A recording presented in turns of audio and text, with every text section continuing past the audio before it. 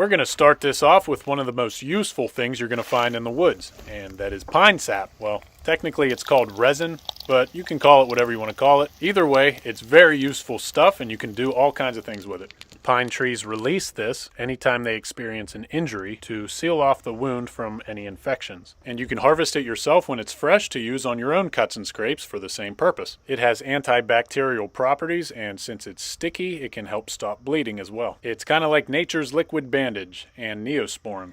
It also happens to be highly flammable, which makes it great for helping you to get fires going, especially in wet conditions because it'll burn even if it's wet. Here I found a large chunk of it that I'm going to place on top of this pile of dryer lint, which also makes great tinder. This large chunk of pine sap will burn long and hot and will do a good job of drying out these damp sticks that I'm placing on top. It makes great torches, which can be used as a portable light source at night or if you need to signal for help. It can be difficult to ignite pine resin with a ferrocerium rod, but it can be done by finding an older, dry chunk of resin, like this one, and crushing it into a powder like I'm doing here with the back of my knife. And just start throwing sparks at it. It might take a little while to ignite it, but eventually it'll ignite. You can also use pine resin to make a temporary waterproof patch for tents, tarps, rubber boots, or rain jackets like this one. I have a small hole in this rain jacket, so I'm going to gather up some fresh pine resin. Just work it on there over the hole until it seals. And you might have to add a second clump to it. It'll work best when it's fresh. And this will create a waterproof patch. So I'm going to take this thing to the stream, fill it up, and see if it holds water. And it's looking good. No water leaking through.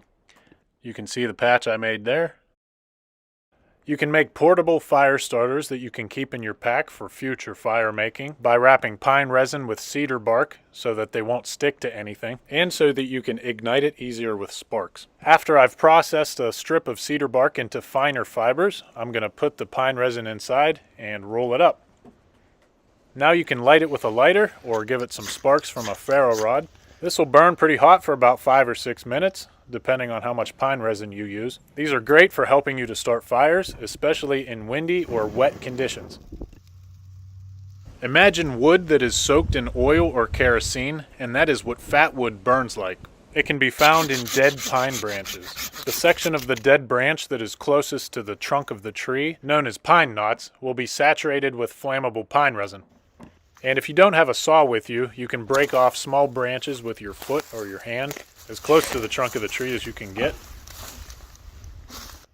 It's very easy to light. It'll burn for a long time, so it's really good for starting fires, and it's windproof.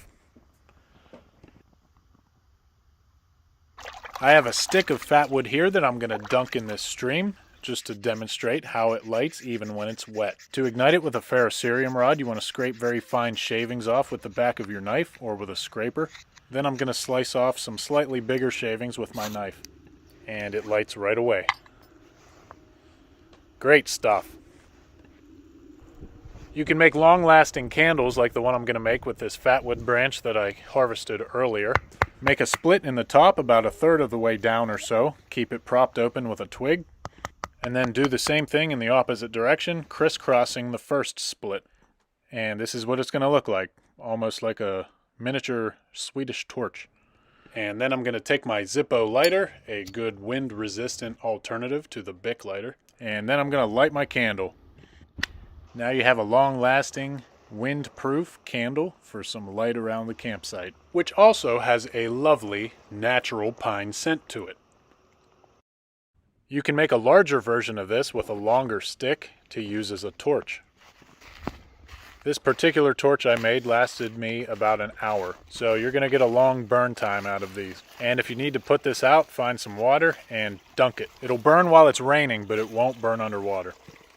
Make a stealth fire, also known as the Dakota fire hole. Dig 2 holes next to each other and then connect them underground with a smaller hole. The fire is going to go in this hole, and as the fire burns, it's going to pull in fresh air from the air intake hole, which is best to be placed upwind of the fire hole. So I'm going to get a fire going in here, and once the fire gets going and gets nice and hot, it's going to burn very efficiently and put out very little smoke. This is a very good option if you want a fire but you don't want your location to be known. Because as you can see, I'm walking up towards the fire, but I can't see it unless I'm right next to it. Just be sure to watch your step and don't fall into it. You could twist your ankle and burn your boot at the same time, and that's not good. It's also a very efficient way to cook food and heat up water compared to a normal fire. Think of it as kind of a rocket stove in the ground. And once you're ready to put the fire out, all you have to do is fill the hole back up with dirt. And you're good to go. It's almost like you were never there. A couple ways to modify your Bic lighter. Wrap it with duct tape. Besides its obvious uses, duct tape also happens to be very flammable. So now you have a fire starter and a lighter in one. I like to make kind of a hollowed tube out of it and give it a light. This will burn for a few minutes. It's also a good idea to pry off the child safety guard that's on the striker wheel. And this makes for much easier striking for if you ever lose dexterity in your fingers from the cold. One of the best natural tinders you're going to find in the wild is birch bark. The bark contains oil that makes it waterproof and highly flammable. I'm scraping fine shavings off the outer layer with my knife because I'm going to pair it with cattail fluff, which makes a great combination for if you ever have to start a fire with an empty lighter. The cattail fluff takes a very small spark, turns it into a flame, but it goes out really fast, so I need the fine shavings of birch bark to catch the flame and extend it. So I'm going to take my broken empty Bic lighter, and all I'm going to do is give it a spark. Make sure the cattail seed heads are fluffed up really good so that they catch a spark more easily. And this can be added to your larger tinder bundle. If no other tinder is available, you can always use your sock.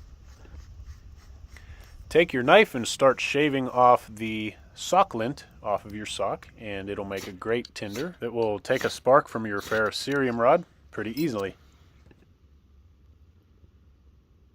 If you heat up a section of birch bark, it makes it easier to bend without breaking it. And I'm going to use this to make a makeshift water filter. This is a good way to filter heavy sediment out of your water.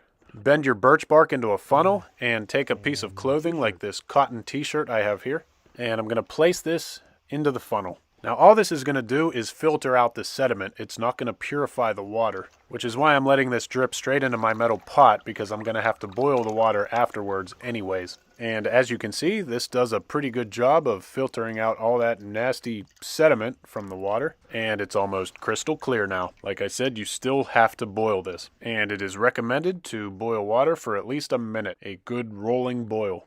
And you can see all the nasty mud and sediment that I filtered out of it. If you have long branches but no saw and you need smaller pieces, find two trees right next to each other and put your stick in between the two, use it as leverage, and pull straight back until the branch breaks. Now you have a big messy pile of logs. An easy way to transport them is to take off your belt, pile all the logs onto it, and strap them up. Now you have a log carrier, which actually works pretty well. Carry your logs with one hand and hold your pants up with the other. Cattail seed fluff is very compacted in the seed head, but if you break them open, they fluff up really good. You already seen me use this as tinder, but there's another use for it. If you're stuck out in the cold without the proper clothing on, you can use this as insulation. It acts just like goose down to keep you insulated from the cold. The more fluffy they are in your shirt, the better they're going to insulate you. Feeling nice and toasty.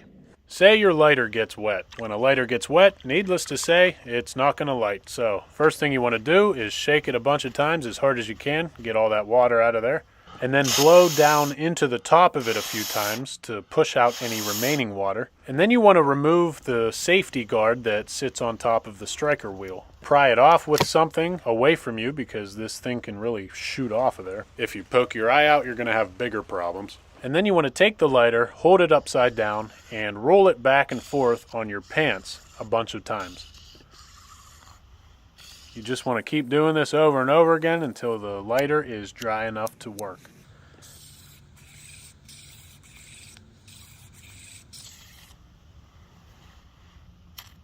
Now there's another way to do this if you're worried about wearing down the lighter's ferrocerium rod. Take the lighter and dry out the striker wheel with your shirt, turning the wheel as you go.